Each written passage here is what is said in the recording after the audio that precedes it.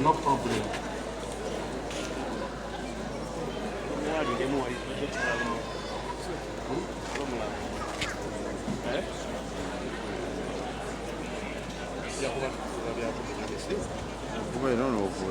Saka kirage eri abantu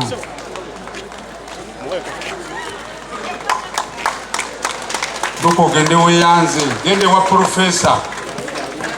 profesa omugambe webale kuzaala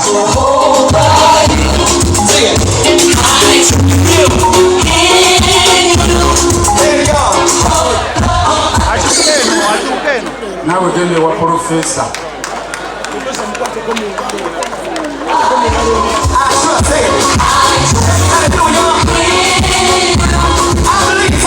kwate yana abatereka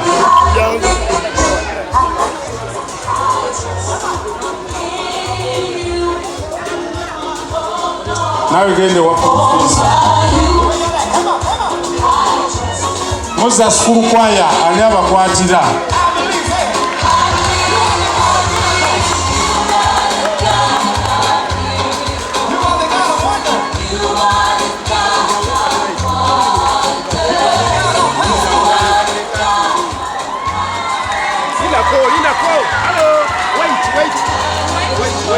Nantongo Christine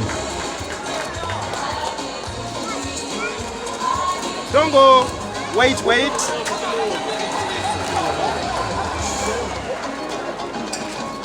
Nakato Jane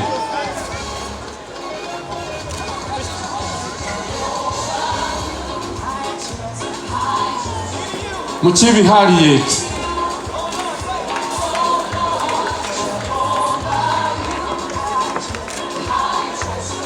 Nenango jikute voti Gwenzija Bani mumpe basa esigadao Wabele wandetere basa Usanga na enyezo mwini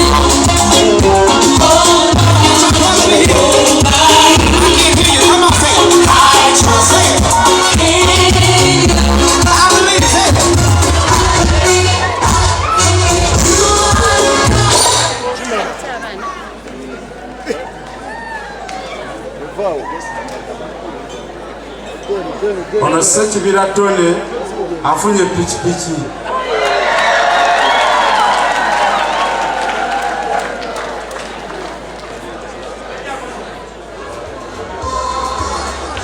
oli wadde mbogenda ku pichipichi oba ogivuga paka wali bakuwe kufanda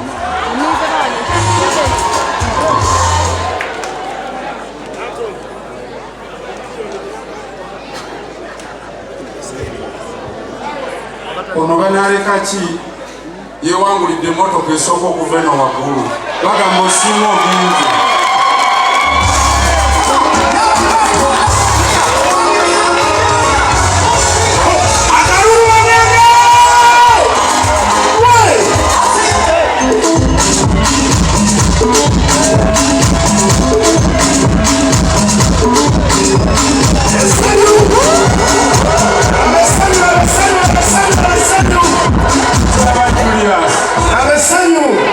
Mutiara Julius owe wangu ide moto keri wakati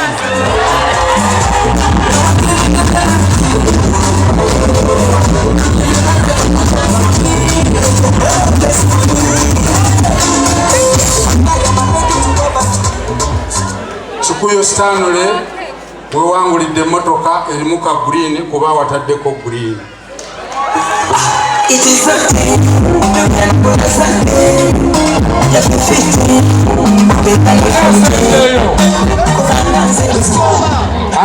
ani abye ekirabo kya ekyono nga tekiriiwo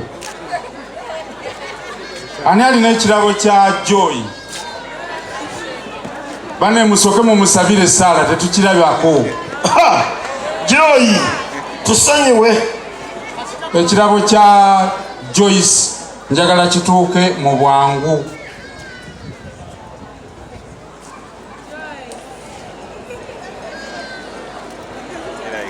ekirabo kya Joy waliwo akitumye airtime ekirabo kya Joyce kiruwa waliwo akitumye airtime naye akomawo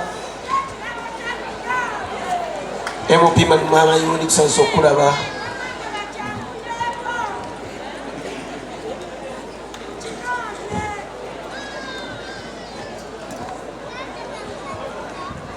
Professor teyafunye kaadi ye yino wabere wagimunonera bayinza okugamba nti twamuwadde byoya byanswa eya Professor kaadi ye yino otuuke wali nkuwadde naawe obuyinza obusoma biki ebiri mu kaadi obuyinza mbukuwaddeko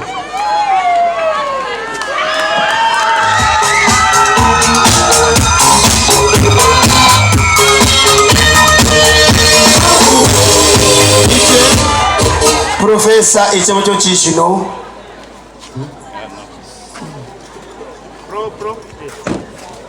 ajja kubagabira obudde tulina butono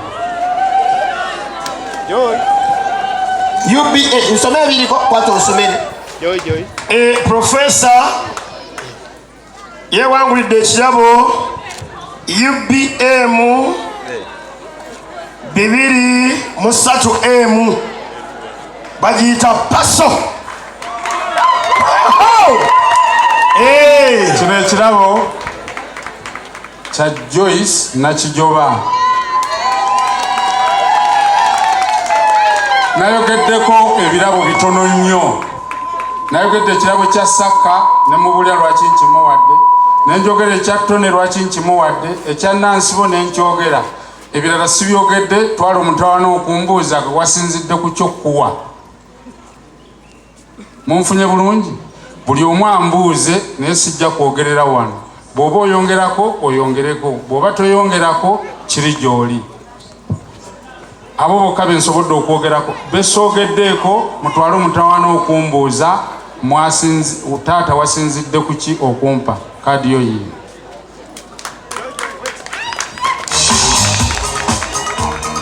bano olunaku luno twagadde nnyo tubeere nga tukyakala nakyagadde naye abanene babadde bangi njagala nnyo okukyakala kwange kukomye mu kwota ne mukkirize neebaze abantu bano wammanga ngenda kusooka okwebaza meeya wa municipal Kabanda nga mwebaza olw'oluguudo luno okunzikiriza nendutuuma erinnya lyange erya Muzzanganda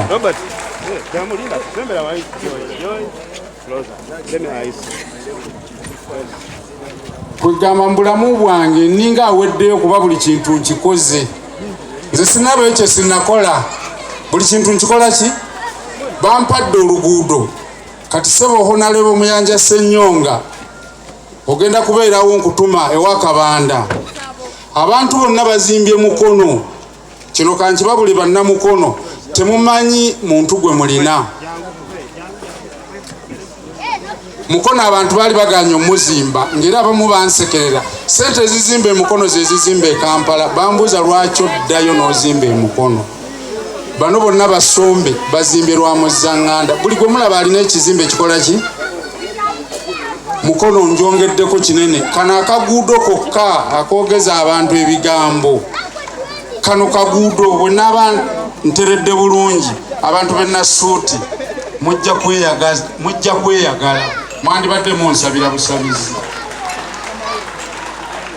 so okutuma obubaka buno ne bahonale babali wano mulima Mayoni Museseemu chairman wa NRM RDC njagala oluguudo okusigala nga muli bakwano gwange munoonye oluguudo lwemutuuma Ssaababendo nkoledde obwakabaka buno obutaweera kyaggwe yokka gy'osanga essaze lirimu Ssaababendo mu masaze 18 natuuka ku buwanguzi obwo bwali bukozi kijja kuba kyansonyi Ssaababendo ng'enkya taliiwo oluguudo olwo balutuuma awalala nga abakyaggwe tetukozesezza mu kisooka mbatuma RDC oli wano oli mukwano gwange chairman wa NRM muganda wange Twai ne bamemba ba parliament abali wano n'aba municipal kyensigaza mu bulamu bwange okusanyuka kiri kimu kulaba luguudo luli mukono nga luliko Ssaababendo ate empeereza obwakabaka ne gavumenti eya wakati nga serekaamu njagala okwebaza omukungu Kaggwa bannange emirako wa Sipiria omusajja oyo kimusituza si kirala. Namugamba ebyabagagga si byangu naye bane nga mpulira neesiseemu. Nangamba gwe jjangu ombuli emmotoka z'oyagala nkole ki? Yampadde emmotoka ezo nga simusasuddeeko wadde 10. Omusangawa afaanana bw'atyo. Kati ojja kusanga nga naye bamwogerera ebigambo ebibi ng'ate musajja mulungi muyitirivu. Ssebo mukungu weebale nnyo, weebalire ddala. Abalala abanaayongera okugonda gye ndi nze nja kulya amabanja nja kunona n'endala. Nze namanya bwe nsasula.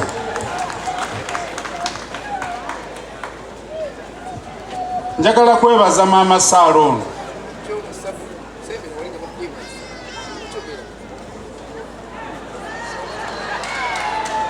Munda bandikowa kamwenyumwenyu naye ndi musajja mukambwe bwe bituuka ku by'emirimu okubeera nga yangumiikiriza. Ekigambo Freeman kyayogedde, ekigambo kyayogedde njagala obbabuulira. Ssente zange teziri mu kkubo lyonna. Ndi musajja mukozi atuuyana. Ate abakozi be nali nabo bakimanyi. Bwe nkutuma awantu nkutumira ku ddakiika. Wasaanga wakiri omuntu eyeetisse ensawo 2 naye nga tosanze Muzzanganda. Sipiidi gye ntambulirako bwe nkukoona ambulensi yerina okukutwala. Era nsaasira nnyo abavubuka nga mbalaba ng'olaba batambula banigguuka balwadde abaggwayo edda. Takozesa bulamu bwe, tasobola kukola mirimu. N'omutuma omulimu nga yeesaasira. Mukozese emyaka gyammwe. Singa saagikozesa bino byonna bye mwegomba sandibadde nabyo. Buli kiseera mukikozese nga bwe mulina okukikozesa. Ssebo Freeman webale kubanga ojjukira ebintu ebyo. Waliwo omulamu wange gwe sijja kwogera ali wano. Namutumako olunaku lumu ne mmugamba nkugambye yange okulinnya boda. Naye mu kifo ky'okumalayo trailer yayita wansi wa trailer. Yoyo Muzzanganda. Goloza lwaki yayita wakati wa trailer. Ng'amanyi bwe mutuukako nga tannalinnya boda omulimu nye. Nalina speed. N'abamu abali mu kikubo banjulira. Bali kye bali naye ng'ebimu babikoppa kwani ku nze. Neebaza okunkoppako ebirungi okulabika nga abamu mutuuse ku bye mutuuseeko byengera byange. Ngenda babulira ekirala ekisembayo nti nze bwe nalinga nina kyenjagala nali nkyagala. Omukungu Freeman ngenda kubulya ekigambo kino simanyi oba okyakijjukira. Akimanya ateekwa kuba kiyamaani w'ekikuubo Katimbo. Nti bwe nali njagala oluguudo lulimwe era lukolebwe olw'ekikuubo. Abantu tebakimanyi nti oluguudo olukolebwa nali nze. Teriyo mulala. Kyova olaba Katimbo yali anjagala nnyo mbeere vice we. Naddira emmotoka zange nenziwaayo nenkiika oluguudo ekikuubo nenkisiba. Okunsasulamu bantwala mu mmundu eziweranga 40 ne bambuuza olwanyisa gavumenti nakomwe emmotoka nenzijjawo ne batandika okukola oluguudo. Kati buli kyemba njagala nkikola ki? Sirina kyenjagala ne sikituukako. Naye njagala okwebaza mikwano gyange mwenna abali wano. Maama Alaze webale ebigambo ebirungi. Abataka mwebale ebigambo ebirungi. Bahonale bo mwenna abawadde obudde okujja okubeera wano. Naye mu byonna nebaza maama wange.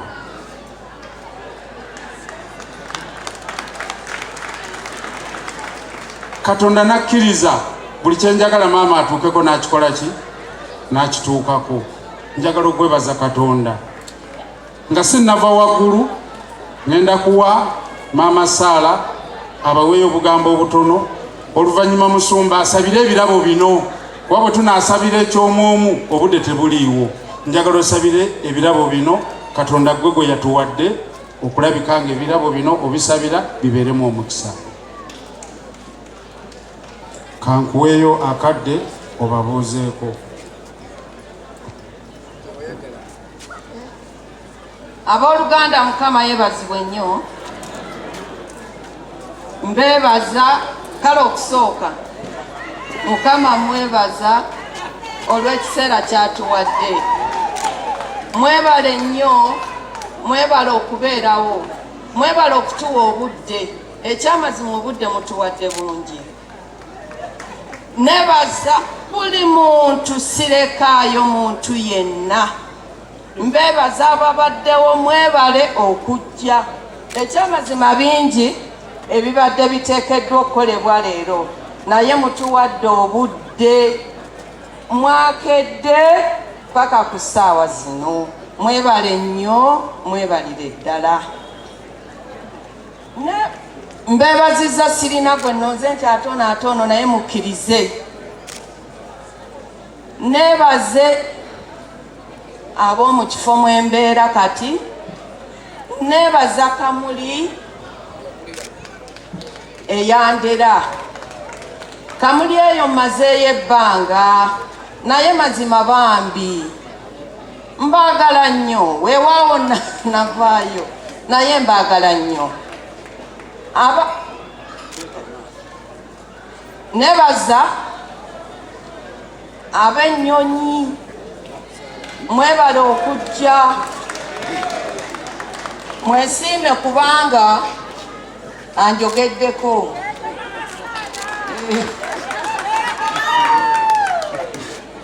Nebaza abaana baffe olw'okusoma.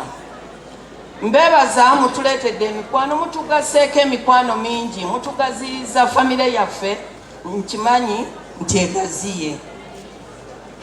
Ssebo okusembyayo abadde kakodi. Mukkirize naye akkirize. Mwebaze ku lw'abanna ababendobendo. Neebazesa ababendobendo. Ssebo weebale okutuweererera abaana. Weebale nnyo, weebalire ddala. Ate weebale n'ebirabo by'ogabye.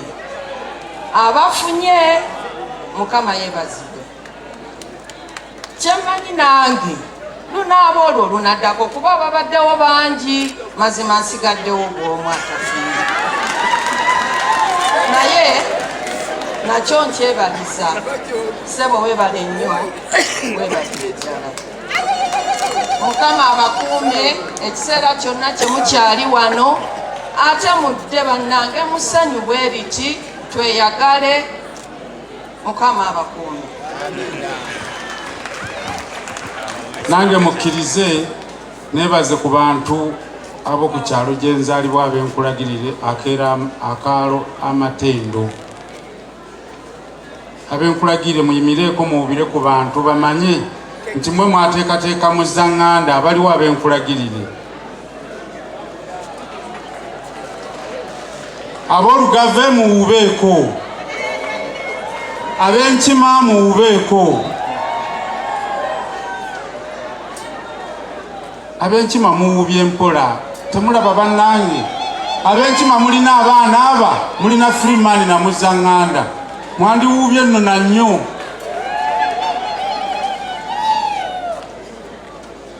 Bannange njagala obbeebaza.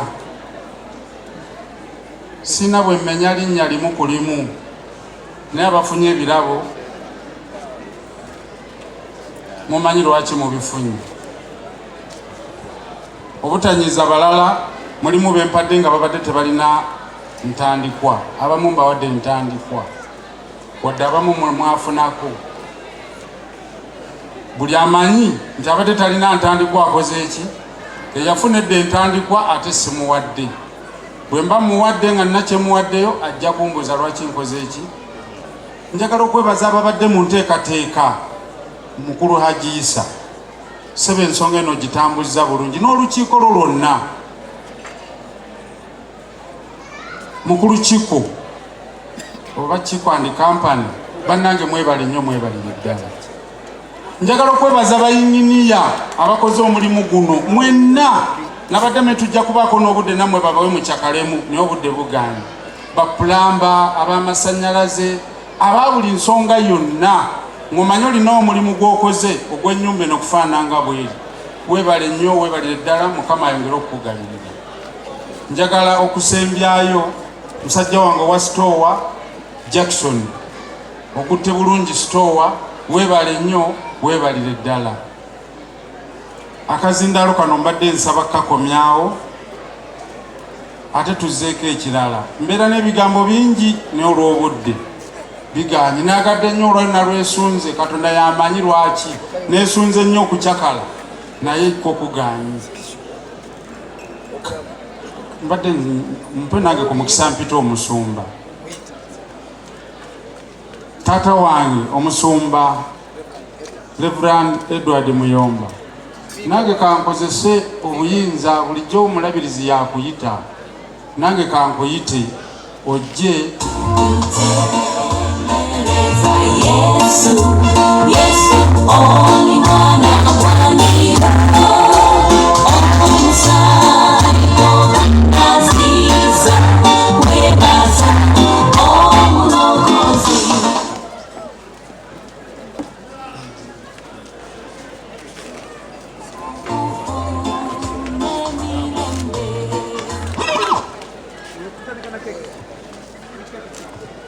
Mukama waffe yeebazibwe, munsasire eddoboozi lyange lyalwadde, naye omukungu ono Muzzanganda bwe tubeera mu kanisa nga tusaba alina oluyimba lw'296, naye kansabe tuyimbeko ekitundu kimu, oluvannyuma tusabire ebirabo byawadde abaana nti nange ndi munafu naye ajja gye ndi simugoba. Nange ndi munafu obi omwerere aja gye ndi simugoba owebwe sige bwange kanjije Yesu kanjije gy'oli naza n'omusaayi ogusinga byonna. Katonda waffe omwagalwa, Mukama tuli mu maaso go, twagala okuleeta ssaddaaka gy'oli yakwebaza bwebaza. Otuwadde omukisa okubeerako okumpi n'omuddu ono omukungu Wilson Mukiibi Muzzanganda, era tulabye omusajja alina omutima ogwa zaabu. Omukungu Mukiibi ayagalizza, omukungu Mukiibi agabye, era omukungu ono akutte ku mitima gy'abantu bangi. Era ndowooza nzikiriza ddala y'ensonga lwaki okyamukuumye nga mugagga.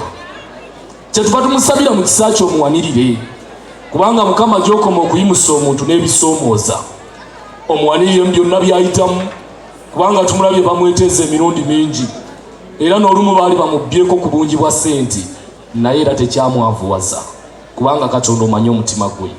Kyenva nkwebaza bw'avuddeyo mu lujjudde, ate n'asiima abaana n'abantu ab'enjawulo olw'ebintu bye bakoze. Kyenva nsaba omutima ogufaanana bwe guti, omusajja ono omuwangaaze nnyo, omutukuumire nnyo, kubanga bwe tulowooza ku byakoledde eggwanga mu nsi y'obusuubuzi, ate kati ayingiridde ebyenjigiriza. Muwanirire otuukirize byonna by'oyagala okukola mu ye. Tweyanziza nnyo ku lwa famire yonna, webale nnyo ku lwa maama waffe Christine Nantulongo, kubanga tumanyi yawaayo omuwendo omunene nga maama. Twebazizza nnyo ku lwa bamaama bonna, twebazizza ne ku lw'abooluganda bonna. Era Mukama wange okkirize okusanyuka kwaffe kwa nsonga. Buli mwana afunye ku kirabo kino kimubeerera omukisa, ate nga n'omuddu agabye naye alabye omukisa. Amaka gano tugasabidde emirembe, naye okusinga ennyo okkirize ekitiibwa kyo kirabisibwe ku bwa Yesu Kristo Mukama waffe. Era n'omukisa gwa Katonda ayinza byonna, Kitaffe n'Omwana n'Omwoyo Omutukuvu, Ssebo mukadde waffe omukungu Ssaababendobendo Wilson Mukiibi Muzzanganda gwe tukusabira gukuumenga yonna. Mukama akuwanirire nga bw'ozimbye amakanisa, tukulabye nga teweeganya, nga bw'okoleredde ensi yo, nga bw'oweerezza obwakabaka. Mukama akikubalire. Sabye omukisa gubeere na buli ssekinnoomu ali wano, bwe munabanga muddayo omukisa ogwo gubakulembere, gusigale naffe ennaku zonna, mu linnya erya Yesu Kristo Mukama waffe. Amiina. Nayokane kusenga kwe omulokozi Katonda kyenfudde nsanyuka nnyini nenjatula wensanyuse sanyuse sanyuse Yesu yandaza ebibi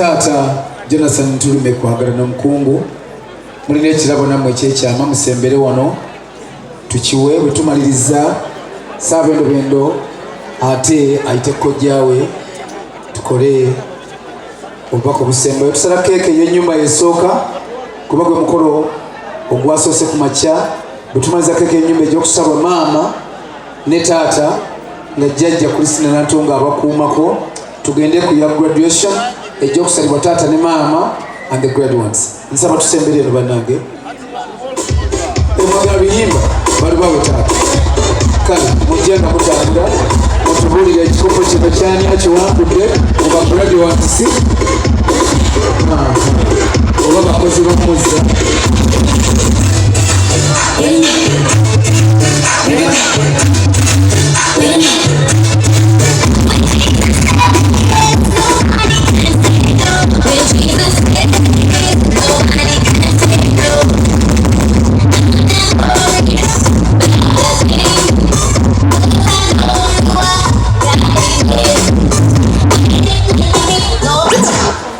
twagala kutegeera kino kyani kivaawa bigambo ku ebiri byawandiikiddwako engraving ennungi ennyo naye katuulire obubaka okuva eri omukungu Jonathan Ntulume. Ssebo omukungu Wilson Mukiibi Muzzanganda ffe ab'ekibiina ekyaweereza kyaggwe ky'olimu nga patroni waakyo ekyabaweereza abaawummula abaweerezaako musaza lya Ssaabasajja Kabaka erina ery'ekyaggwe n'ebweru w'ekyaggwa kyaggwe tukuwa ekirabo ekyobuwanguzi tukuwadde ekikopo kubanga buli muntu awakanira kikopo tetukuwadde ekikopo okuba omuwanguzi kubanga osomesezza nnyo abaana sirabangayo famire ffe tetulabangayo famire abaweereza kyaggwe efamire eyaleetekidde abaana ab'enkana bwe bati oli muwanguzi owangudde ekikopo kino tukikuwadde olw'ensonga eyo tukikuwadde oyongere okuwangula ebikopo bingi mu linnya lya kitaffe n'omwana n'omwoyo omutukuvu amiina.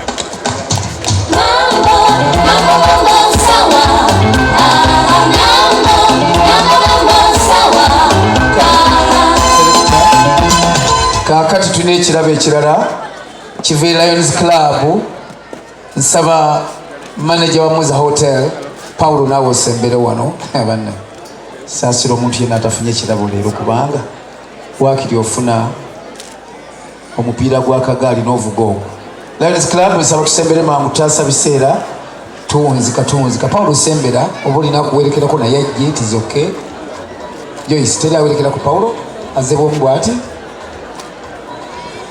basabe aba Lions Club mukono host mujje muleete ekirabo eri member for Lions Club omwami director manager wa Muza Hotel omwami Paulo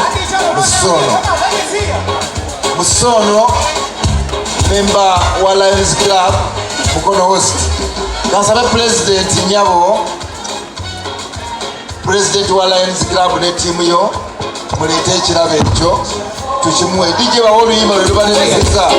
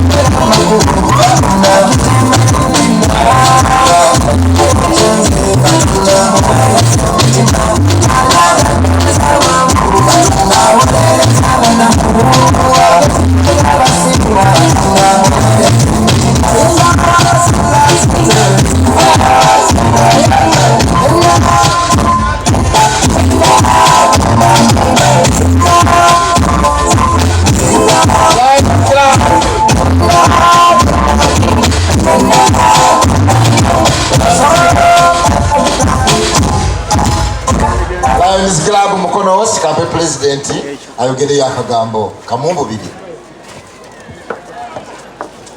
Abagenyi abayite mu bitiba bwammwe saba bendo webale kuweerera. Lion Paul tukwenyumirizaamu nnyo ddala, webale butasaaza taata. Ba graduates abalala, we congratulate you, mwebale kusoma, mwebale butaswaza bazadde. Ffe abayimiridde wano, nze President wa Lions Club of Mukono Host, nga Lions Club eno yatandikibwawo omwami Ntulume kwagala kwe, era yatuweereza emyaka 2, nze namuddira mu bigere. Njagala okwebaza aba Lions Club era n'okubaaniriza mwenna mujje mutwegatteko. Paulo omuweereza mulungi nnyo, ffe ng'aba Lions tuweereza mu categories 5. Esooka ya maaso, which is vision. Eyokubiri ya environment, era tugenda na kusimba emiti. Eyokusatu awabeerawo obwetaavu mu njala, twekolamu omulimu ne tuyamba abantu. Eyokuna ya cervical cancer, it is a growing concern in our community, cancer owannabaana. Eyokutaano ya sukali. Mu makati gaffe ng'aba Lions tulinamu abantu abakuguse mu nsonga ez'enjawulo oba mu kusoma okw'enjawulo. Tubeeramu n'abasawo, tulinamu abasomesa, tulinamu abasuubuzi,